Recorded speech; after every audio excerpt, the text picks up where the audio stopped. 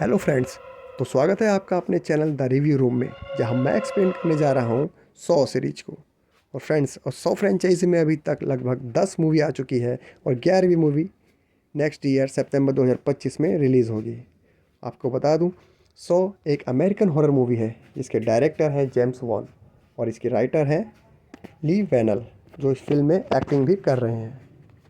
Movie से related interesting fact जो मैं आपको वीडियो के एंड में बताऊंगा, और ऐसे ही वीडियो देखने के लिए चैनल को सब्सक्राइब कर लें। तो चलते हैं मूवी एक्सप्लेनेशन की ओर। तो मूवी स्टार्ट होती है जहां हम देखते हैं एक बेहोश आदमी को जो बाथ टब में पड़ा होता है, और बाथ टब में एक चाबी तैर रही होती है। लेकिन वो बंदा जैसे ही उठता है, बाथ टब का ड्रेनेज होल ओपन हो जाता है और पानी के साथ चाबी भी बह जाती है।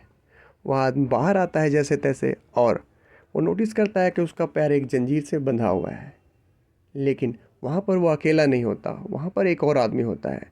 लेकिन अंधेरे के कारण वो एक दूसरे को देख नहीं पाते।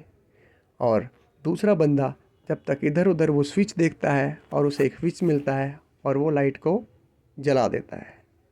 लाइट जलते ही दोनों शॉक्ड हो जाते हैं, एक दूसरे को देख के नहीं बल्कि वहाँ पर पड़ी एक लाश को देखकर। और लाश के एक हाथ में रिवॉल्वर और दूसरे हाथ में एक टेप रिकॉर्डर होता है, जिससे हमें पता चलता है कि उस आदमी ने सुसाइड किया था। और ये देख के दोनों की हालत और ख़राब हो जाती है और दोनों बहुत कंफ्यूज जाते हैं कि वो वहाँ पे कब और कैसे पहुँचे। और इसी कन्फ्यूज़न को दूर करने के लिए दोनों एक दूसरे को इंट्रोड्यूस करते हैं। और जो बाथ टब से बंदा निकला था उसका नाम होता है एडम स्टेनहाइट, जो कि एक फ़ोटोग्राफ़र है। और ये इस मूवी के राइटर ली वेनल है। और दूसरा आदमी जिसका नाम लॉरेंस गॉर्डन होता है, वो एक डॉक्टर है। और डॉक्टर फिगर आउट करता है और कहता है कि जिसने भी हमें यहाँ पे कैद किया है वो हमें मारना नहीं चाहता। अगर वो हमें मारना चाहता तो कब का मार चुका होता। वो हमसे कुछ और चाहता है। और डॉक्टर देखता है कि सामने एक चमचमाती हुई घड़ी दिख रही है। इसका मतलब ये होता है कि जिसने भी उन्हें कैद किया है वो चाहता है कि उन्हें टाइम का पता चलता रहे।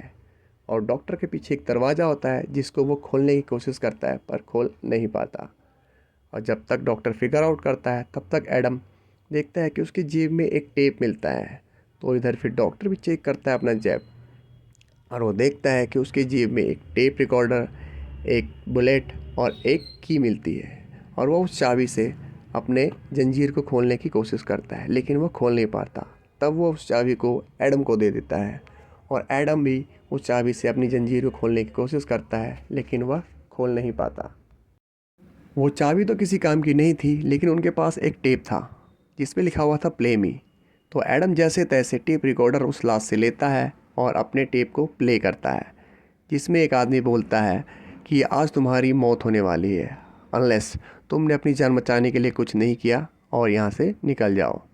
और तब वह डॉक्टर का भी टेप प्ले करता है, जिसमें वही आदमी बोलता है कि अगर तुमने शाम को 6 बजे से पहले एडम को नहीं मारा तो तुम्हारी वाइफ एलिसन और तुम्हारी बेटी डायना की मौत हो जाएगी।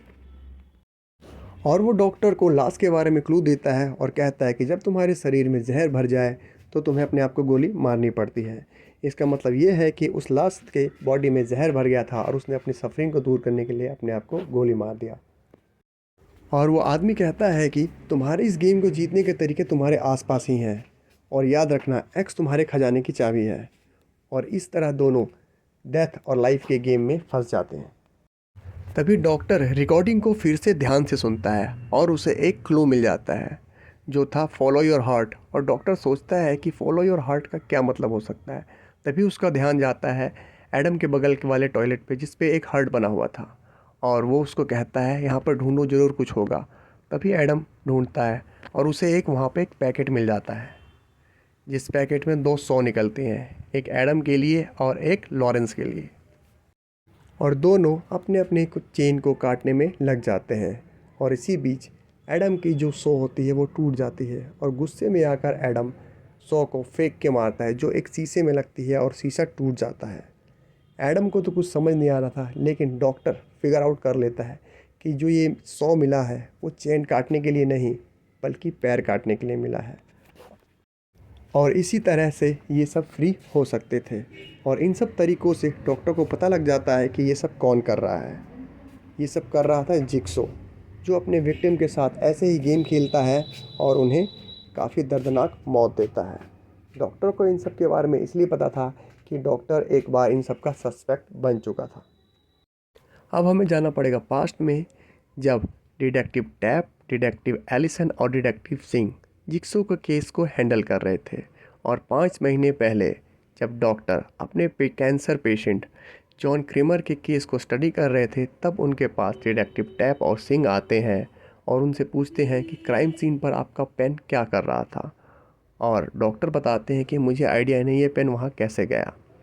और डिटेक्टिव टैप पूरी कोशिश करते हैं कि डॉक्टर को मर्डर साबित किया जाए, लेकिन वो साबित कर नहीं पाते क्योंकि मर्डर वाले दिन डॉक्टर अपनी एक नर्स के साथ होटल में ठहरे हुए थे।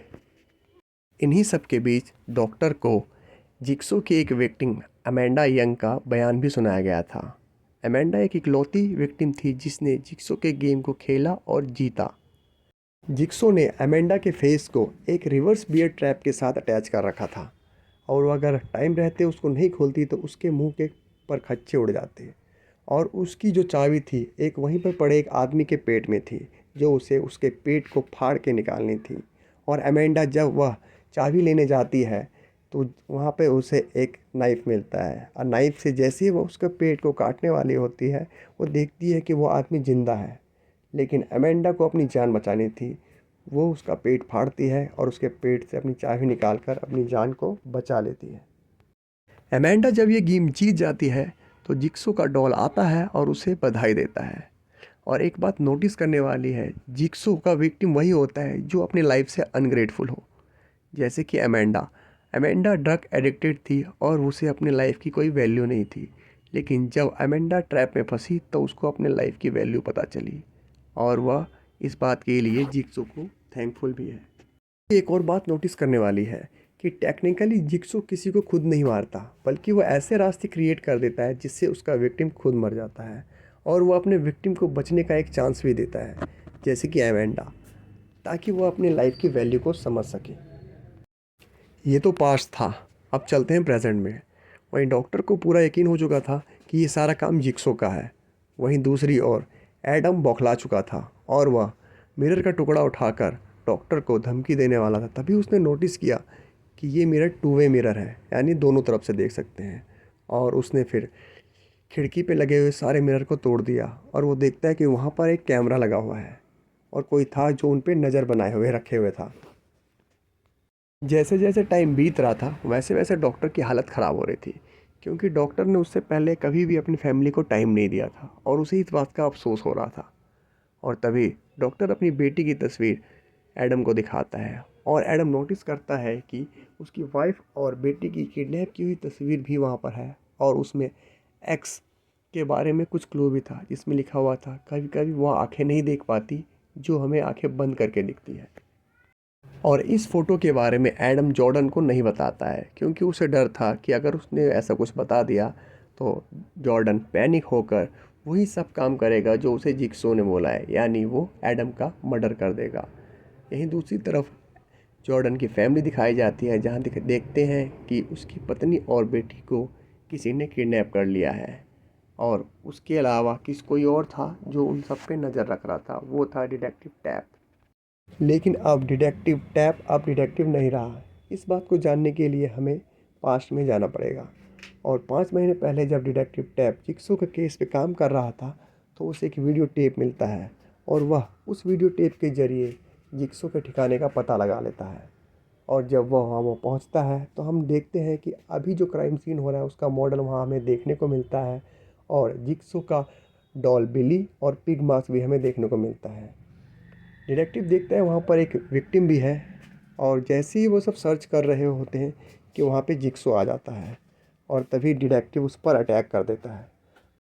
ये सब विक्टिम को तो बचा लेते हैं, लेकिन जिक्सो डिटेक्टिव टैप के गले पर एक कट मारकर चला जाता है और उसके पीछे डिटेक्टिव सिंह जाता है जो कि जिक्सो के एक ट्रैप में फंस जाता है और उसकी भी मौत हो जाती है। इन सब के बाद डिटेक्टिव टैप को सस्पेंड कर दिया जाता है। डिटेक्टिव टैप तब से ही जिक्सो के पीछे पड़ जाता है और उसे ये लगता था कि डॉक्टर जॉर्डन ही जिक्सो है और तब से वह उस पर नज़र रखे हुए था। और अब वापस चलते हैं प्रेजेंट में। इधर एडम फ़ोटो पे लिखे हुए मैसेज के क्लू को समझ लेता है और वह डॉक्टर जॉर्डन को लाइट बंद करने के लिए कहता है। और वह जैसे ही लाइट बंद करते हैं उन्हें वो एक्स मार्क्स दिख जाता है।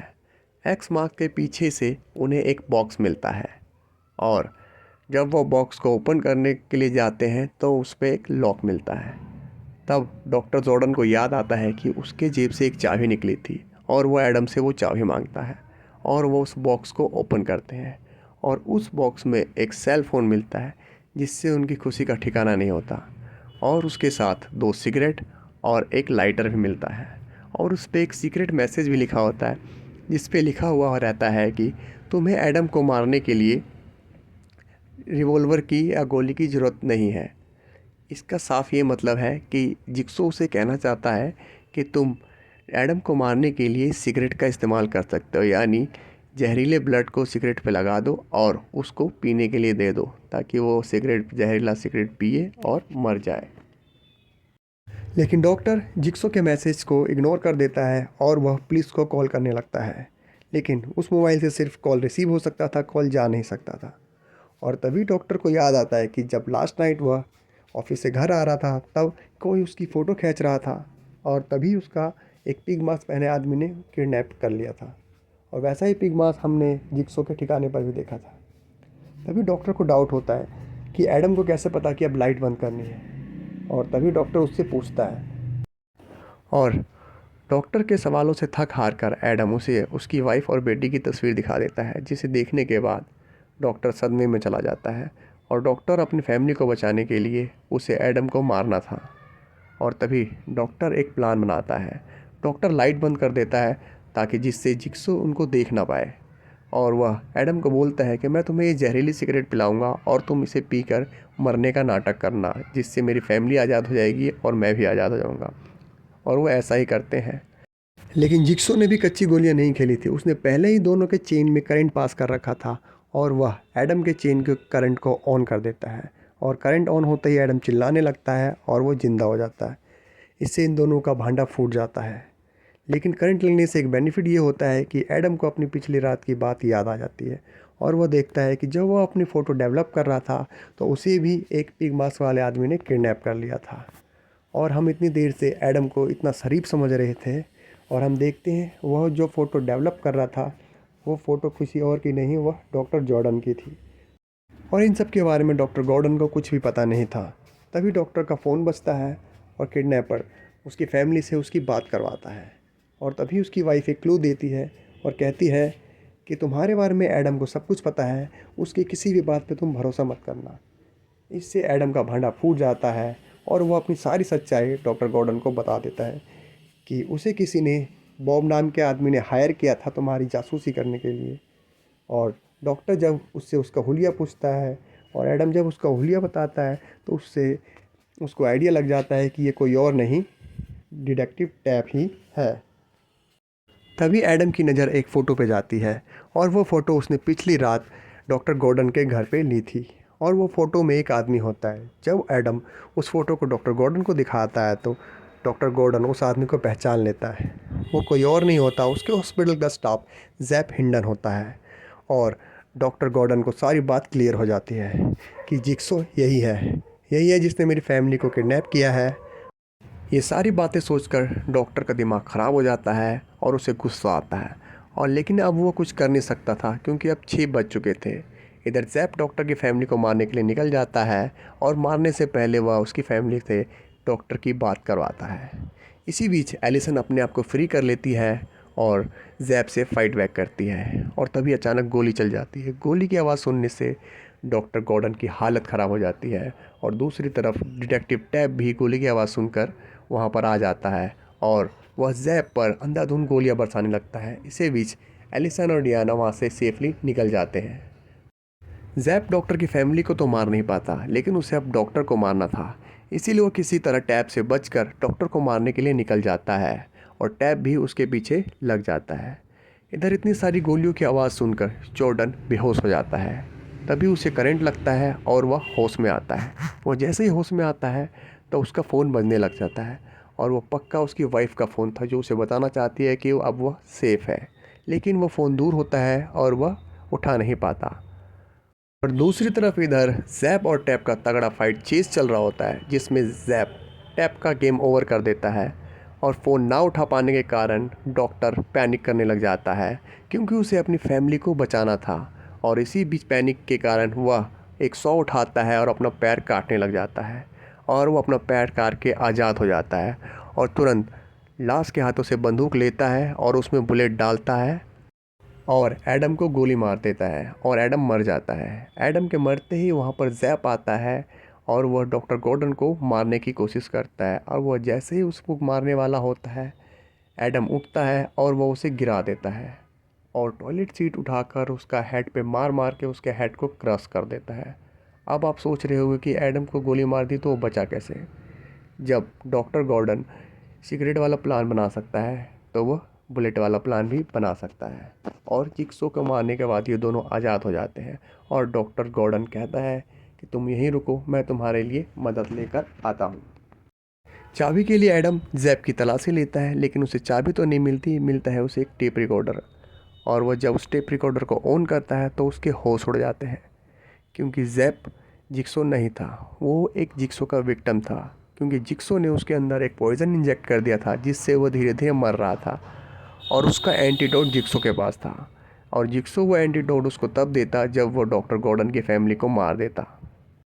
अगर जैप जिक्सो का विक्टिम है तो जिक्सो कौन है? तो तभी वहाँ पड़ी हुई लाश अचानक खड़ी हो जाती है और हमें पता चलता है कि वही असली जिक्सो है जो इस पूरे गेम को लाइव देख रहा था। और जिक्सो कोई और नहीं, डॉक्टर गॉर्डन का पेशेंट जेम्स क्रीमर है।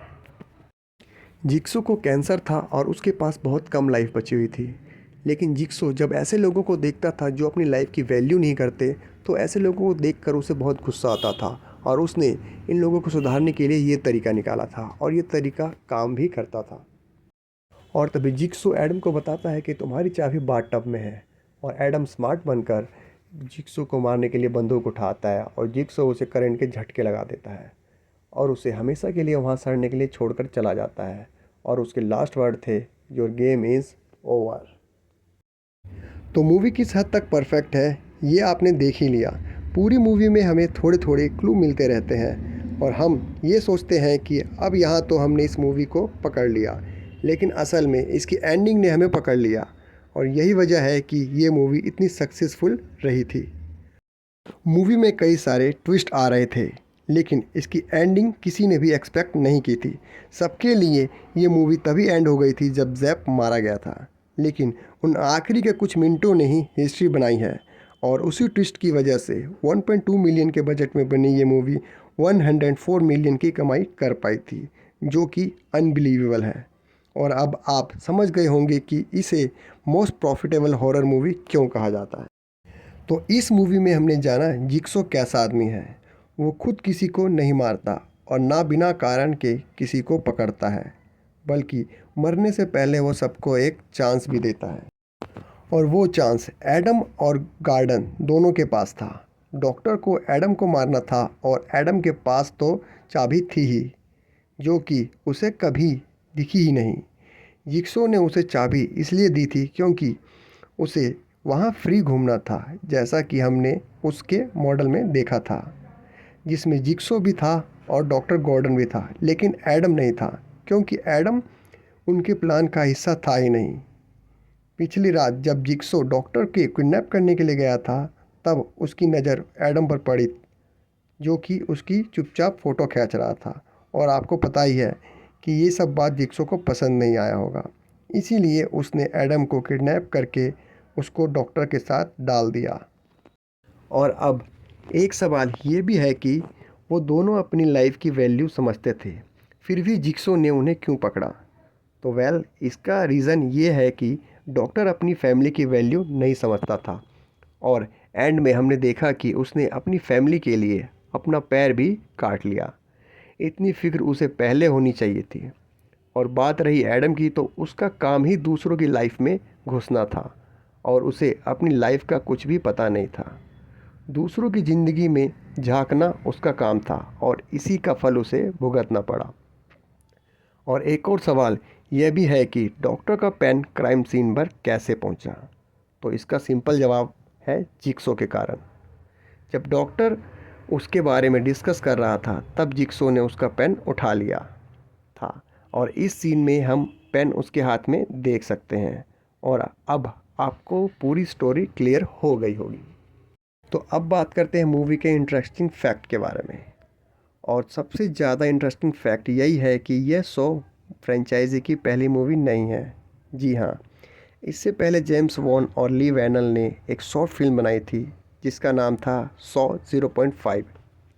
उसका कारण ये था कि जब उन्होंने यह स्क्रिप्ट 2001 में लिख ली थी, लेकिन उन्हें कोई प्रोड्यूसर मिल नहीं रहा था जो उन्हें पैसे दे या फंड दे। इसके लिए उन्होंने यह सॉ 0.5 नाम की शॉर्ट फिल्म बनाई और उसके बाद फिर उन्हें प्रोड्यूसर मिला जिन्होंने उन्हें 1.2 मिलियन का छोटा बजट दिया और उन्होंने इस मूवी को इतने छोटे से बजट में सिर्फ 18 दिन में ही शूट कर लिया था।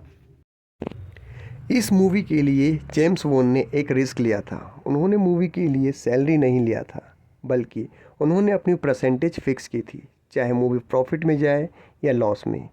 यह एक बहुत बड़ा रिस्क था, लेकिन ये रिस्क उनके लिए बहुत अच्छा साबित हुआ। और जेम्स वॉन ने बताया था कि उनकी मूवी में जितने भी स्कैरी सीन हैं वो सब उनके और ली वैनल के बचपन के नाइटमेयर हैं। तो ये थे इस मूवी के इंटरेस्टिंग फैक्ट। आई होप आपको पसंद आए होंगे। अगर आपको वीडियो और मेरा एफर्ट दोनों पसंद आया है तो वीडियो को लाइक और कमेंट ज़रूर करना। और पूरी सीरीज़ देखने के लिए चैनल को सब्सक्राइब करें और नोटिफिकेशन ऑन कर लें ताकि नोटिफिकेशन बिना किसी ट्विस्ट के आपके पास पहुंच जाए। तब तक के लिए गुड बाय।